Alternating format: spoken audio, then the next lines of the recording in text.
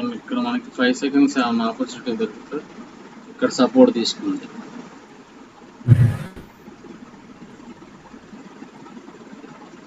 కిందకు వస్తే మనకి ఒక ట్రేడ్ ఉండేది. ఇక్కడ నుంచి పైకి అయితే ఒక ట్రేడ్ ప్లాన్ చేశా. రీజన్ ఏంటంటే మనకి లెవెల్ ఇక్కడ ఉంది. కాకపోతే ఎప్పుడైనా మనం ఇక్కడ ఈ లెవెల్ కాడో ట్రేడ్ పడేటట్టు తీసుకుంటే మధ్యలో డోజీ అయినా మనకి ఇబ్బంది ఉండదు. అర్థమైందండి?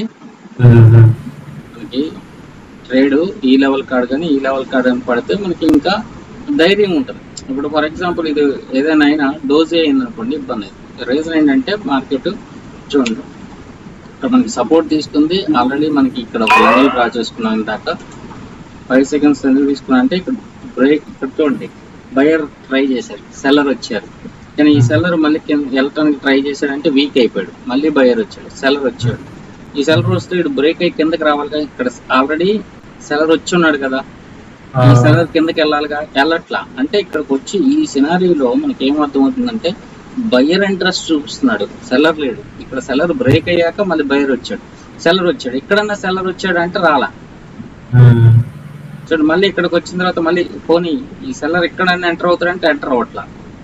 అంటే ఇక్కడ సెల్లర్ లీడ్, ఇంకా సెల్లర్ ఈ కిందకి రావడానికి ఇంట్రెస్ట్ చూపించట్లా. కాబట్టి ఇక్కడ మనం బైక్ ఆపర్చునిటీ తీసుకున్నాం. ఇంకా పైన గ్యాప్ ఉంది కాబట్టి నేను ట్రేడ్ తీసుకున్నాను. సో దాన్ని బట్టి మనకి అక్కడ ట్రేడ్ అయితే విన్ అయ్యాం. అర్థమైందండి? సో మనం ట్రేడ్స్ తీసుకునేటప్పుడు మనం ఏ డైరెక్షన్ లో తీసుకున్నా ఆ డైరెక్షన్ లో మనకి పాసిబిలిటీస్ కనపడాలి ట్రేడ్ తీసుకోవడానికి. ఆ కనపడ్డప్పుడు ఆ ట్రేడ్ తీసుకున్నప్పుడు మనం విన్ అవుతాం. ఓకే అండి? ఇంకా మనకి ఏమన్నా ఛాన్స్ ఉందా అన్నా చూద్దాం.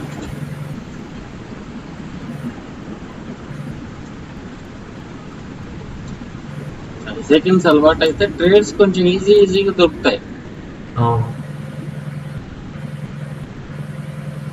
మార్కెట్ హై చేసుకుని ఉంది, టార్గెట్ పైన ఉంది. ఆపర్చునిటీ దొరికితే పైకి వెళ్దాం.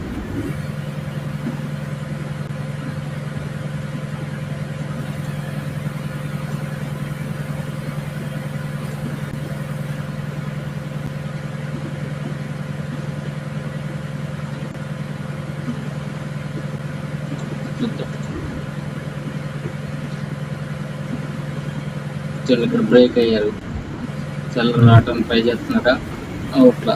సెల్లర్ రావడానికి ట్రై చేస్తున్నాడా, అవుట్లా. ఓకే, మళ్ళీ బ్రేక్ అయ్యాడు చూడండి.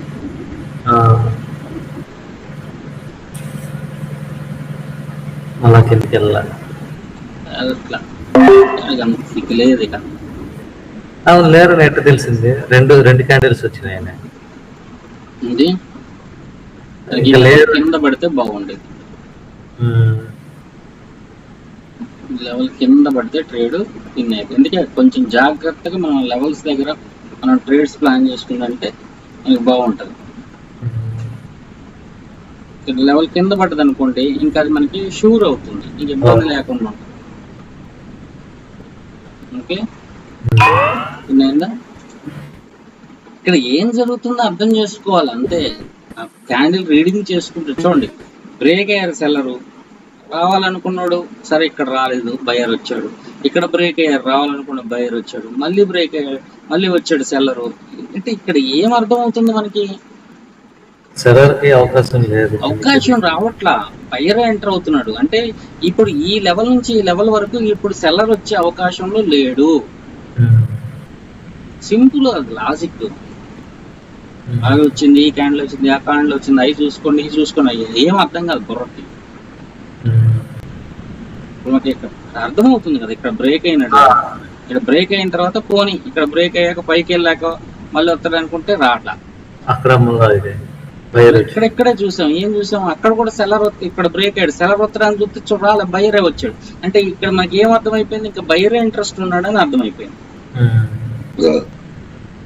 ఇక్కడ సెల్లర్ లేడండి అని చెప్పేసాను అంతే. కాబట్టి మనం జాగ్రత్తగా అబ్జర్వ్ చేసుకుంటే 5 సెకండ్స్ లో ట్రేడ్స్ ఈజీగా దొరుకుతాయి. అదే.